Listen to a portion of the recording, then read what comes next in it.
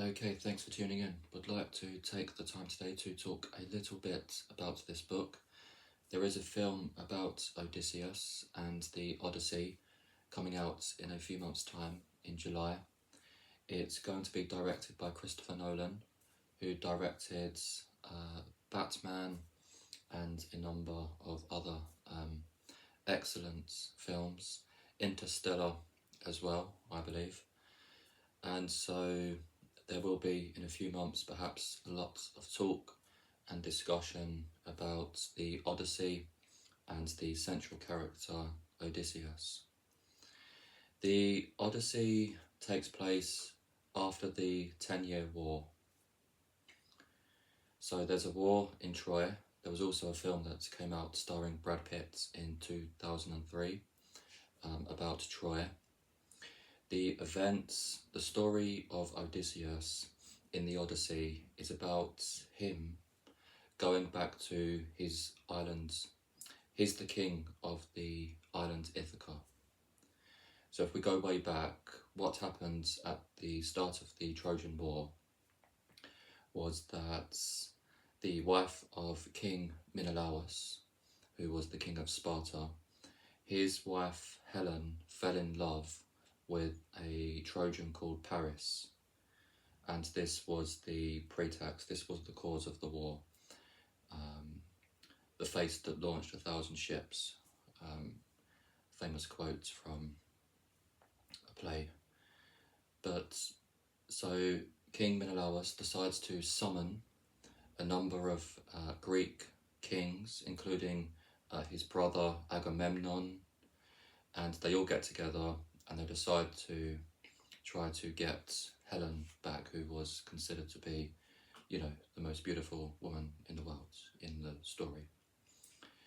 And so they go to Troy, and after 10 years, they have been unsuccessful. They also managed to get Achilles involved. Achilles, incredible warrior. They also managed to enlist him to join their ranks, but still they are yet to breach the walls of Troy. But Odysseus comes up with a genius idea of constructing a wooden horse and leaving it on the beach of Troy, and then having all of the ships sail away, tricking the Trojans into thinking that the Greeks have given up and they have gone home. But little did they know, when the Trojans took the giant wooden horse through the gate into the city at night time, the men who were hiding in this Trojan horse got themselves out through a latch in the horse and opened up the gates. And at this point, the ships had returned under the cover of darkness at night time, so all in secret. The Greek soldiers return, and they, after 10 years, managed to breach the walls and successfully sack the city and win the war.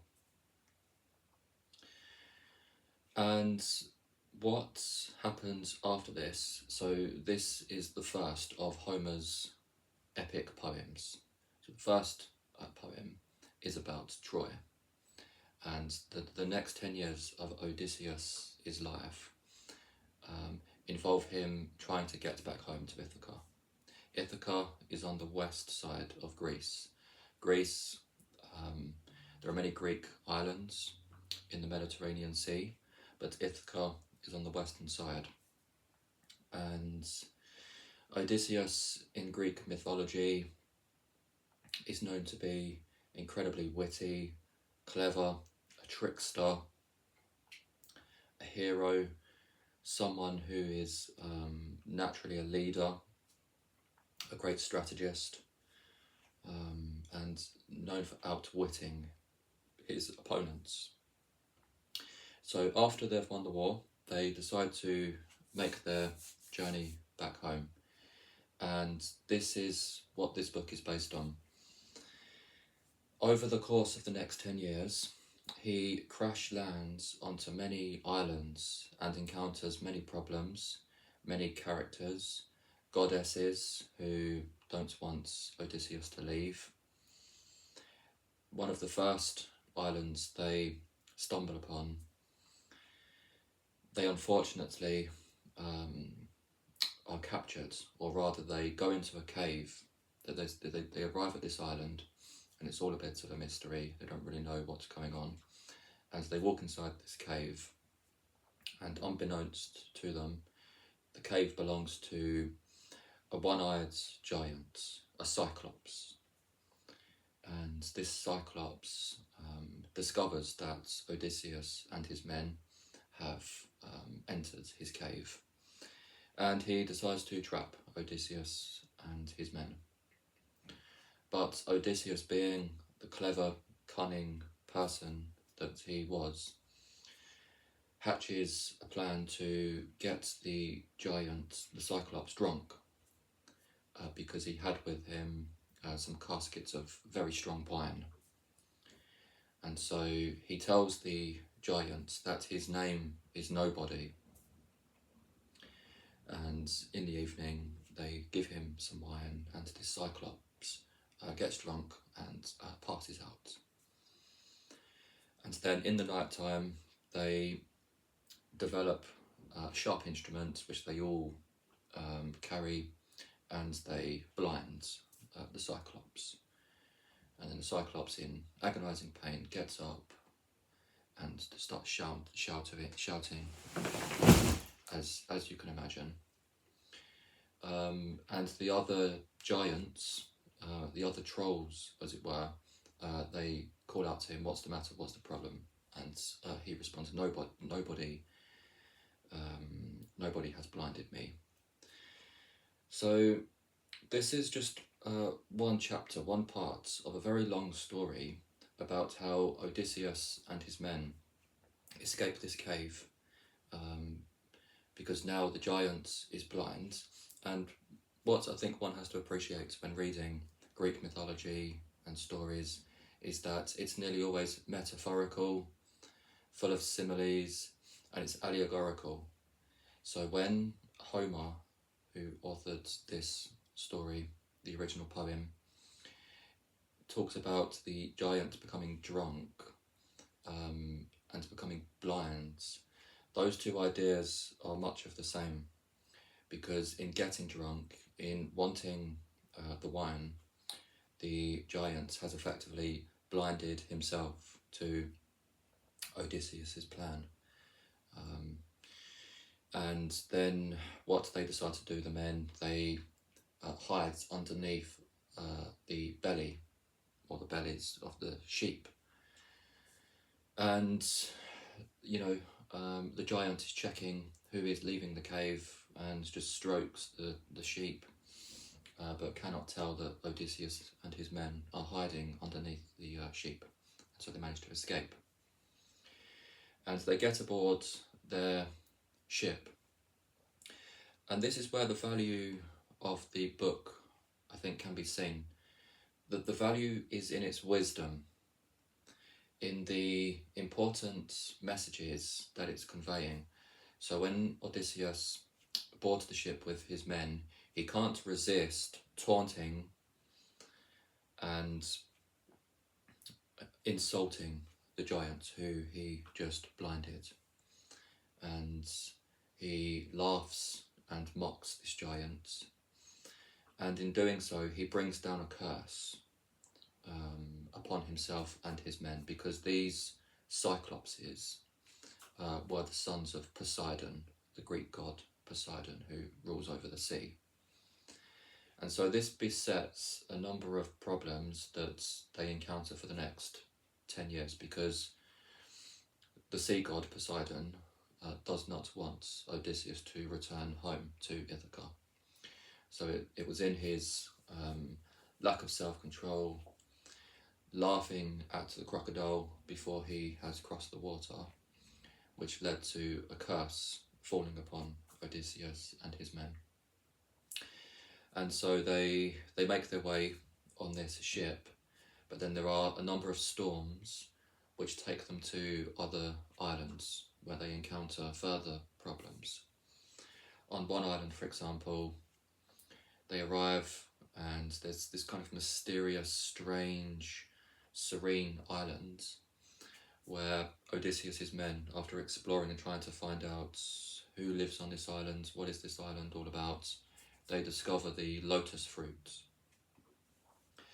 And the lotus fruit, when it is eaten, sends the person into a trance-like forgetfulness, blissful ignorance, if you will. And so Odysseus' men eat the fruit, and then they begin to no longer want to go out onto the sea, the stormy seas, and return home to their responsibilities and the issues and the things they have to deal with back on their homeland. And instead they just want to lie on beds of asphodel, as Lord Tennyson wrote about in his famous poem The Lotus Eaters, where they just want to forget all of their worries and just kind of be marooned on this pleasant island and not have to worry about cares and responsibilities. And this is why Odysseus is considered a hero, because of his ironclad will and his strong determination to get back home, to reach his destination, to return to his wife Penelope and his son Telemachus. He quickly recognises the danger and insists that his men get back on the ship so they can speedily depart. And so they then go on to their travels, and again there's a storm. The curse is still upon Odysseus and his men, and they stumble upon another island, in the centre of which there is a goddess, a queen, who resides in a beautiful palace. And some of Odysseus' men who went to find out what was on the island, they go into this palace, and she's very hospitable, plenty of food, plenty of wine. And again, going back to the metaphorical level that this poem and story operates on, she turns them into pigs. In the story, literally turns them into pigs. But again, I think Homer, the genius of this play, is that it's always symbolic. And because they're kind of enjoying themselves and they're eating all of this food and drinking all of the wine and just indulging in leisure, again forgetting about their responsibility and their determination to go home, they become pigs, as it were. And Odysseus, he goes in and he recognises the danger once again, and he breaks the spell, and he, tells Circe, I think her name is, to release his men from the spell so that they can return. And at some point, Odysseus is told that the only way he's going to be able to return home to Ithaca is if he finds out how he can make amends to Poseidon, how he can have the curse of King Poseidon removed, so that, there's a clear and safe passageway on the seas back to his island home. And so he then goes to another island and goes into the underworld, because he has to find a blind seer called Tiresias. So there's there's much deeper level to the story. And then he finds himself on another island with Calypso, who again doesn't want him to leave, who offers him immortality if he stays on this island with her. But again, showing his courage and his determination to take the trials and tribulations of the open sea he says, no, I want to go home to Ithaca, to Penelope and his son.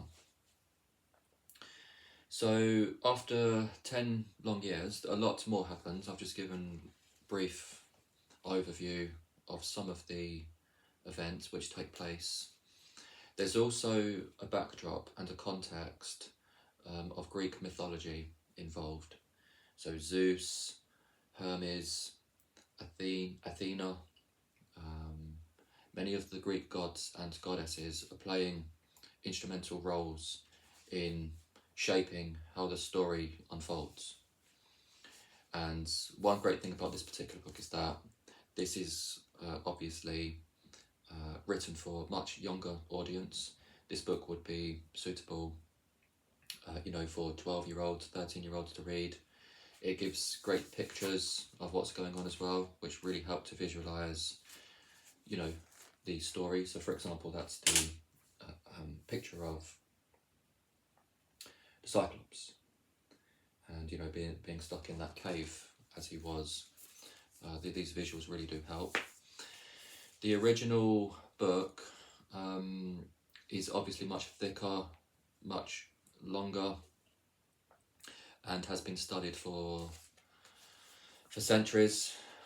There are people who have dedicated their lives to studying Greek mythology, and in particular the Odyssey and Troy, and who are experts and professors at top universities who have excavated, deeply analysed and studied all of the hidden meanings and compared different versions of the story. I think there are, there's over 50 translations of the original story, which I think goes back to the 7th century BC, very long time ago, and there have been many translations of the original poem. And this is a condensed, concise summary of it, which is aimed at making it easy to understand and without all of the complex details. It's a very good starting point for somebody who, for example, never really got the chance to learn about the story of Odysseus at school. Perhaps they didn't study classics and have had no exposure to it at all. This will be an excellent read, an excellent starting point to possibly watching lectures and discussions and talks on the story. In fact, what I'll do is I'll post a link to a YouTube video in which Christopher Hitchens and a number of, I think there were 2 professors and a journalist who were discussing the Odyssey. I'll leave a link in the description because it's quite a fascinating watch, and you can listen to experts discuss it and some of the deeper elements of it and how it's influenced and shaped Western literature since, because it's one of the most important books of Western literature. So I think having some knowledge of it is important, at least the motifs, the main ideas, the values, and the principles. And the story itself is quite an inspiring one of Odysseus and his cast iron will to return home. When he does return home, he finally makes it. He encounters many problems because after 10 years, there are many suitors, many people who are trying to claim his throne. And Penelope, she thinks, she's not sure if Odysseus is alive or not. The same with the son. So she's sort of in 2 minds, waiting for him to return, not sure if he will. And many of these aristocrats want to become the king of Ithaca. So they make a game, and they insist that she decides to choose one of them to be her husband, to replace King Odysseus. And then King Odysseus arrives in Ithaca disguised, so that he's not recognised, he's not known. And then to find out more, you can read the story yourself and find out what happens at the end of this story. So I just wanted to leave you with this today, but it's an interesting story. Certainly, from my own perspective, would like to watch more videos and discussions, because clearly it's had a enormous influence on so many different stories over the centuries, and will be read, no doubt, in hundreds of years' time in the future. So thank you for watching, and see you next time.